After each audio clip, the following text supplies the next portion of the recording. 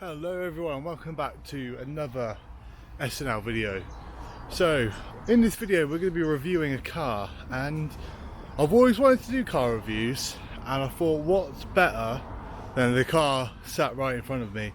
So any of you eagle-eyed viewers watching the E36 series would have noticed there's been an extra car on the driveway recently. It's white, it's a hot hatch, it's fast.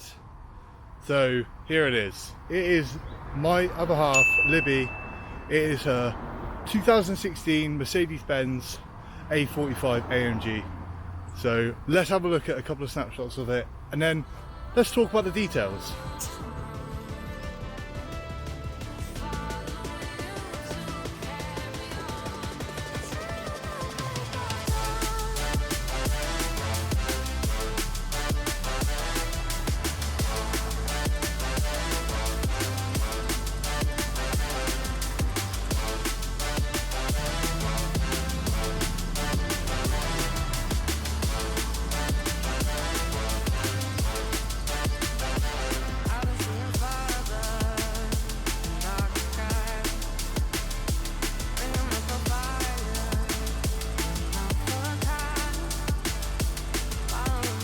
So that's right, that is her new A45 AMG. It's the 2016 facelift, so it's got the really nice lights, really nice body curves, really nice aero kit on it.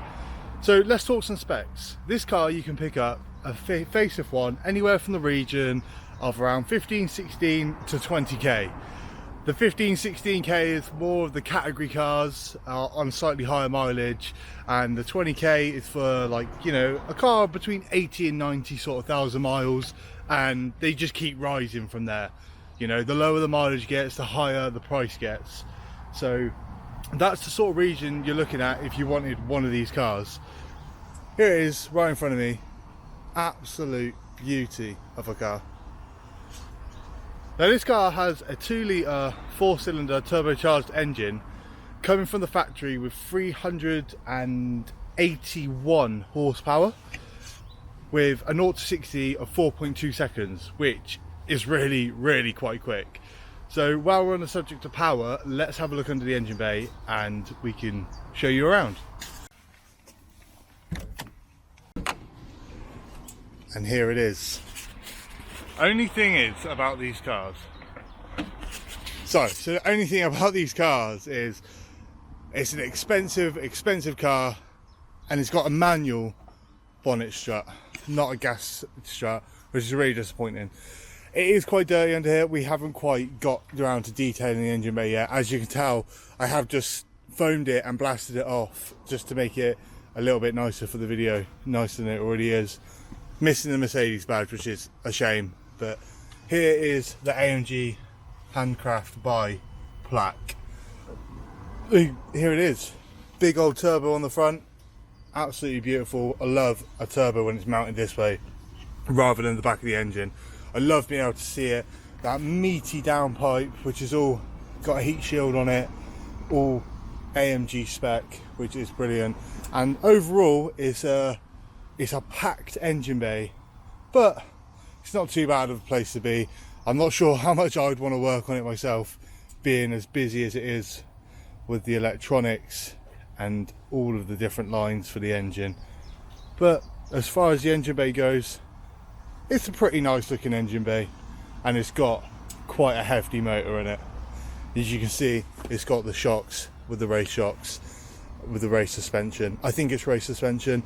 Either way, you can adjust it and make it mega stiff, and that's what these are for up here, which is really nice compared to the models that don't have. So starting at the front of this car, now we've gone through the engine bay. It has got the aero pack, so it's got all of the spats, canards, stuff like that, which goes on the front bumper, which doesn't actually come standard on some of the vehicles. It's got front parking sensors, which is really helpful. You can see that here. You know, you can see the body kit on it, you can see the aero bumper, you can see here you got the parking sensors, you got one here and you got another one there. Unfortunately, we've put these diamond style plates on it and there is holes in the bumper, so we do need to send that off for repair, but as it sits, it's not too bad. But as we're going around the car, you can see it says Turbo 4matic on the side. Nice little touch that Mercedes have put on there. But you've got these massive brakes. I believe they're Brembo calipers with the slotted and drilled discs, obviously for airflow. There is a little bit of rust on the disc. We literally have taken this car out today for the first time in like a week or two, so it does sit pretty on the driveway a lot. The wheels are quite dirty. Again, it is due a massive detail. But coming around to the back, you got some other quite big calipers on the back of here actually. And considering that is the size that some calipers have on the front, to have them on the rear is pretty impressive. Coming around to the back, you have again the aero kit, and unfortunately Mercedes do the fake exhaust, so they are just tips that sit in the bumper rather than actual exhaust tips, which are due a clean. I personally prefer them when they're silver. I believe they're meant to be silver, but they're just weathered and we need to get some new ones. But ultimately a really nice looking car. So after a quick look around the outside of the vehicle, look at the body kit, some of the extras it's got, you know, like the parking sensors, the aero kit, it's got the nice spoiler on the back, then big nice red brakes, and the wheels, really nice wheels. They are Mercedes wheels from the factory. Ultimately a lovely looking hot hatch. So as we take ourselves to the interior, as I walk over, I just remember it's got a massive pan roof, which is really nice to drive with, especially in the summer. But as we come to the interior, just look at it from out here. That steering wheel is so nice. But let's hop inside and let's talk interior. So as we're in the interior of this A45, you can see these seats. These AMG Recaro seats are absolutely the comfiest seat I think I've ever sat in my life. They are brilliant. You can see on the door right here, this is how you move it back and forward and adjust the back. 3 memory settings, so that's Libby's, that's mine, and we have got a spare one, and it is brilliant. You've got bolster support, you've got lower back support, you can even pinch in the bit where your legs go, like on the base of the seat. Is absolutely incredible. So from the get-go, it's a really nice place just to be generally, and for long drives, which is brilliant. But if I turn the camera around, you've got the steering wheel, which is very nice steering wheel. You see you got the half suede and you've got half leather with the racing strip here. Big paddles. I mean, the red bits are paddle extensions, but they've got paddles on them, which is really nice. AMG right there. Ultimately, it's a nice thick steering wheel to drive with, so when you're driving fast and you're on 10 to 2 or quarter to 3 like this, you've got nice grip on the steering wheel. Coming down to the centre, I think unfortunately this section here is where, in my opinion, lets Mercedes down a little bit, because this bit makes it look kind of dated. However, I have seen worse interiors. But we got heated seats. Here's that button for the suspension that I was talking about. You know, traction control, hazard lights, stop start, parking sensors. It's only missing one, because I believe this one here is always blank. I've never seen a Mercedes A45 with one here. But here usually goes a valved exhaust. So this doesn't have a valved exhaust on it, but let's be honest, being in our ownership, it's going to have some sort of exhaust later. You've got this AMG logo down here on the gear selector. And then here you have 4 different modes: individual, comfort, sport and sport plus, and then race mode, which honestly does such a difference to the car. But as we come here, we'll turn it on and we'll have a look at what it looks like on. So being the car it is keyless entry and it is keyless start, which is good, but obviously I'd recommend having one of those pouches that blocks radio signals just in case. So you can literally just tap the handle with your thumb. If we shut this door, we've got, that's what we see initially. We got our push to start right here. We just turn it on. We got the dial sweep, which is brilliant. It looks amazing. And then over here we got our infotainment system, which does have Apple CarPlay. Unfortunately, it's not wireless, but easily with a dongle with Apple CarPlay wireless converter, it does make it a wireless Apple CarPlay. But you got so many selections here. I don't know if the camera's picking it up very well, just because it is a screen. but this is where you can like configure your individual settings. So like how hard you want your steering, suspension, so on and so forth, but that doesn't matter too much. And then along here on the system you have all the same sort of stuff, which is nice. It's nice to be there, and I didn't even know about that section actually. That's actually pretty cool. Tells you all your different temperatures. It's got a lap timer.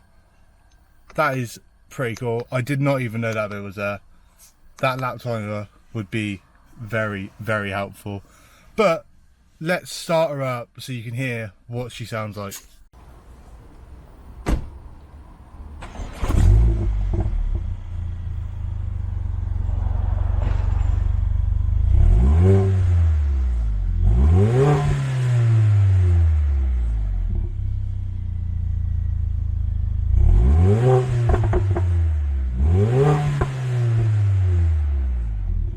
So right there, starting up, you heard me rev it.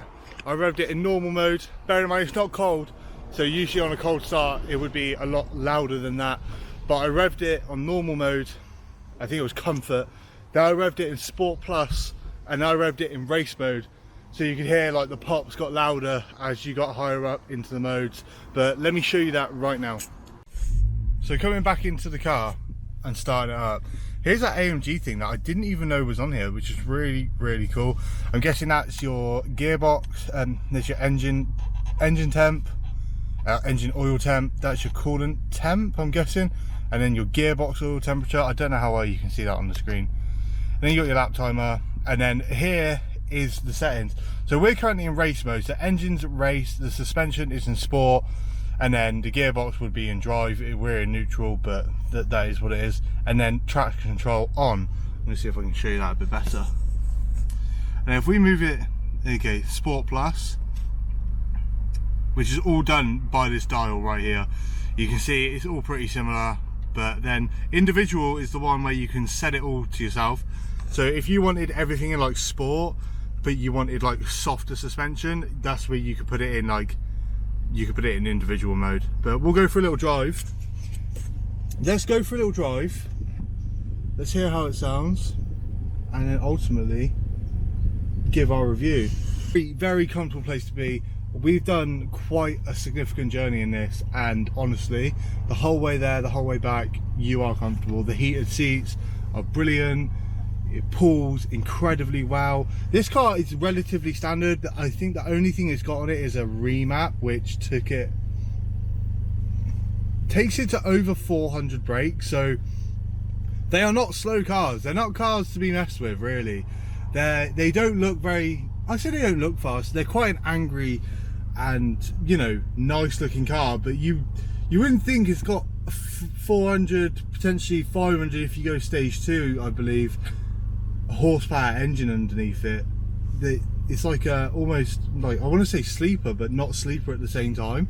They are just really all-round good cars, and I think, would I personally get one? Yeah, I'd have one any day, because they are comfortable, they are quick. This one's got the Harman Kardon speakers in it with a subwoofer in the boot, so the speaker system is amazing. Like I said, there's only a few little letdowns of the car, like that center console bit that looks a little bit dated. The Apple CarPlay could be wireless, however you can sort that out. You can retrofit a screen.